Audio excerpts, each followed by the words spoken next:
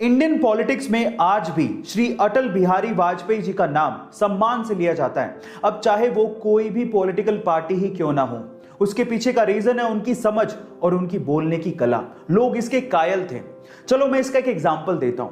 एक बार एक पाकिस्तानी महिला पत्रकार ने श्री अटल बिहारी वाजपेयी जी को कहा कि अगर आप मुंह दिखाई में मुझे कश्मीर दे देंगे तो मैं आपसे शादी कर लूंगी।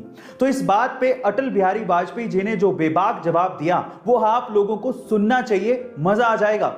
उन्होंने कहा ठीक है, पर मुझे दहेज में पूरा का पूरा पाकिस्तान चाहिए। तो इस बात पे महिला पत्रकार बिल्कुल चुप हो गई। गाइस, आपका इस घटना के बारे में और अटल बिहारी वाजपेयी जी के बारे में क्या ख्याल है, चैट सेक्शन में जरूर लिखिएगा। और ऐसे अमेजिंग वीडियोस के लिए रतन टाटा एक ऐसा नाम जिसे सभी जानते हैं। स्पेशली आज के युवा रतन टाटा को बहुत मानते हैं। लेकिन क्या आपने कभी यह सवाल पूछा कि रतन टाटा ने कभी शादी की थी या नहीं की? नहीं की तो क्यों नहीं की? क्या उन्हें कभी प्यार नहीं हुआ? तो चलो आज इस वीडियो में मैं आप लोगों को इन सब बातों का जवाब देता हूं। आपकी जानकारी के लिए मैं आपको बता दूं कि रतन टाटा ने अभी तक कभी किसी से शादी नहीं की। ऐसा नहीं था कि उन्हें कभी प्यार नहीं हुआ, उन्हें प्यार हुआ था। वो लड़की एक्चुअली एलए यानी कि लॉस एंजल्स से बिलोंग करती थी। दोनों एक दूसरे से शादी करना चाहते थे, लेकिन लड़की के घर वाले लड़की को इंडिया नहीं भेजना चाहते थे और सिर्फ इसी वजह से उन्होंने लड़की की शादी कहीं और कर दी। लेकिन हमारे रतन टाटा जी ने अपना कमिटमेंट निभाया। उन्होंने उससे प्यार का और शादी का वादा किया था और उन्होंने इस वादे को ताउम्र निभाया और कभी किसी से शादी नहीं करी। ये है उनकी लव स्टोरी, एकदम उनके जैसी परिपक्व।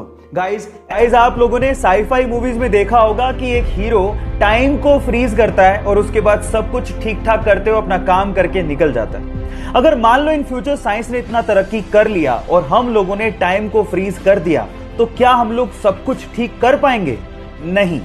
साइंस की भाषा में अगर मैं आप लोगों को जवाब दूं तो टाइम फ्रीज करते ही हम अंधे हो जाएंगे, क्योंकि हम लोग देख तभी पाते हैं जब लाइट के फोटोन हमारी रेटिना पर टकराएं।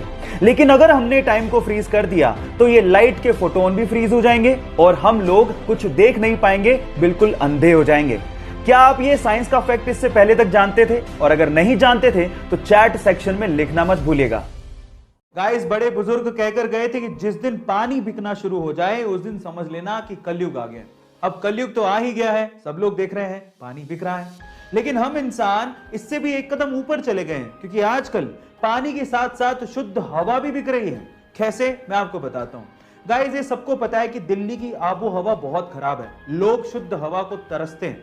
अब इसी का फायदा वहां के कुछ लोगों ने उठाया।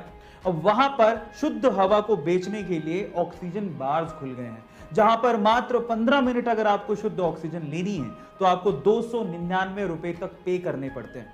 अब आप सोचिए इसे क्या कहेंगे, कलयुग या महाकलयुग? इसे व्यंग के तौर पर ही लीजिएगा, लेकिन स्थिति भयावह है, जरा गौर करिएगा।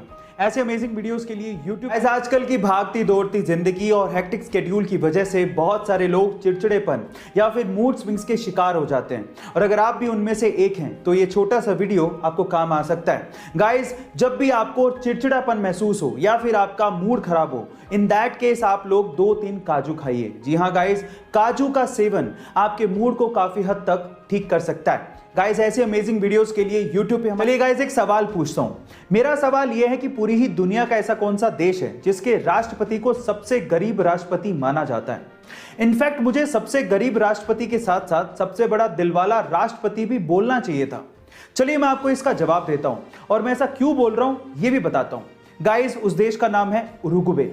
उरुग्वे देश के राष्ट्रपति का नाम है जोश मुजिका। अब ऐसा नहीं है कि उन्हें सैलरी नहीं मिलती, वो एक देश के राष्ट्रपति हैं, उन्हें सैलरी मिलती है, लेकिन वो अपनी सैलरी का 90% हिस्सा यानी कि 90% हिस्सा गरीब बच्चों की शिक्षा में डोनेट कर देते हैं। है ना बड़े दिल वाला राष्ट्रपति? गाइस, आपको इस राष्ट्रपति के बारे में जान के कैसा लगा, चैट सेक्शन में जरूर लिखिएगा। गाइस, कैलिफोर्निया में एक शख्स 40 साल तक जेल में बंद रहा, लेकिन हैरान कर देने वाली बात यह थी कि जिस अपराध के लिए वो शख्स 40 साल तक जेल में बंद रहा, वो अपराध उसने किया ही नहीं था। जब 40 साल बाद उसे बेकसूर साबित किया गया तो उसे जेल से रिहा कर दिया गया। लेकिन वो 40 सालों का क्या, उसका खामियाजा कौन भुगतेगा? गाइस, कोई और देश होता तो शायद इसका खामियाजा कोई नहीं भुगतता, लेकिन कैलिफोर्निया की गवर्नमेंट ने उस व्यक्ति को 149 करोड़ रुपीस मुआवजे के तौर पे दिए। गाइस, हालांकि पैसों से वो 40 साल तो नहीं लौटाए जा सकते, लेकिन सरकार ने अपनी गलती मानी और कम से कम इतना तो किया। गाइस, आपका इसके बारे में क्या ख्याल है, चैट सेक्शन में जरूर लिखिएगा और ऐसे अमेजिंग वीडियोस के लिए यूट्यूब पे हमारे चैनल को सब्सक्राइब कर लीजिएगा।